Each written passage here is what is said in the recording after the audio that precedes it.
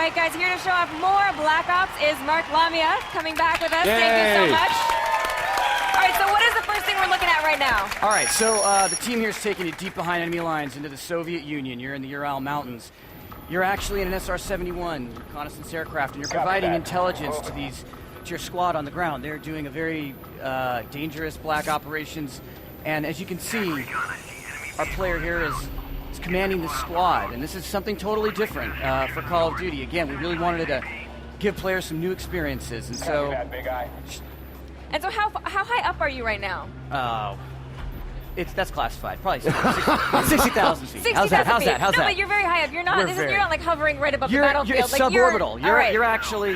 These guys had to don spacesuits. Right. You're suborbital at this point. Now, what this demonstrates, I think, immediately is, earlier in the show, we saw a helicopter just blowing the crap out of everything.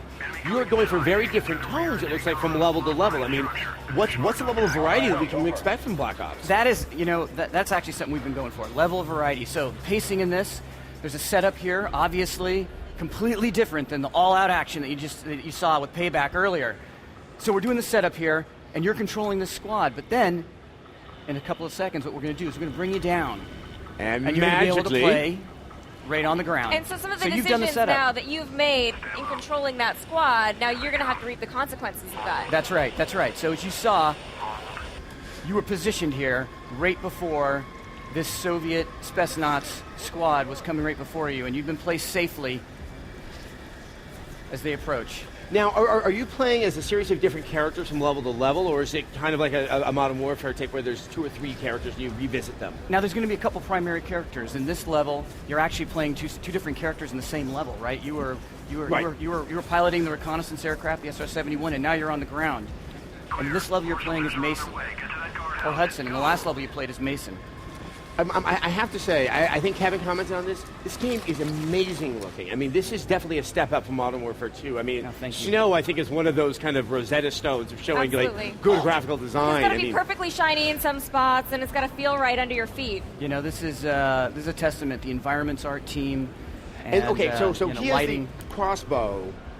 Are you trying to have like really awesome weapons that are also sort of time appropriate from the Cold War era? Yeah, this is actually inspired by a couple things. One was when we talked to some of our SOG, they told us that people would actually choose the bow and arrow to go out with. So we felt like in this particular mission, we needed to go out with the bow and arrow as well. And this is the AUG, which these guys would have well in advance before this was ever manufactured and mass distributed. Okay, looks like that they're lining up because they're going to do a rappel here. Yeah. And so, but you're going to have basically the standard weapon types that we're going to be used to. We're going to have a sniper rifle, and we're going to have a shotgun, and we're going to have a crossbow, like things like that. But what you don't expect is, these Black Operations unit, they could outfit themselves, and they would have modified weaponry and ammo. This is almost vertigo-inducing. I've seen this before, and I know something very awesome is about to happen, and I'm almost sitting here sick with anticipation. So yeah, you know what? The rappel is an actual gameplay element. It's not just a press X event. There's tension in it. There's timing. Again, it's all about pacing. It's the setup. And what do you think that fans of the series are going to be most excited about? Obviously, this series has a lot of diehard fans, and sometimes fans don't like change so much. But is there something that you guys think that they're really going to make the fans embrace change? I'll tell you in a second. All right. I don't want Watch to. this. Oh, you don't want to ruin it. Okay, let's see. And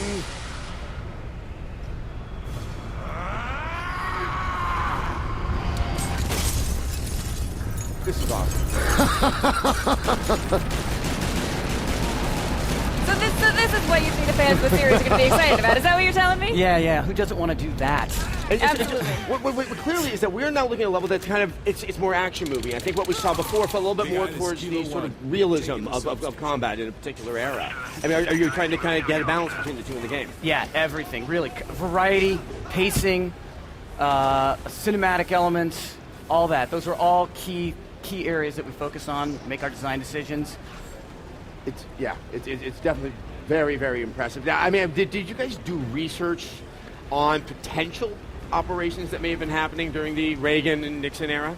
Yeah, we did extensive research throughout the era. We talked to the veterans, and I couldn't tell you if these missions really occurred or not. But what I can tell you is that they're inspired by. Yes, well, So you can talk to the veterans about like what types of missions maybe that they went on, and then you're going to be able to render that actually in the game.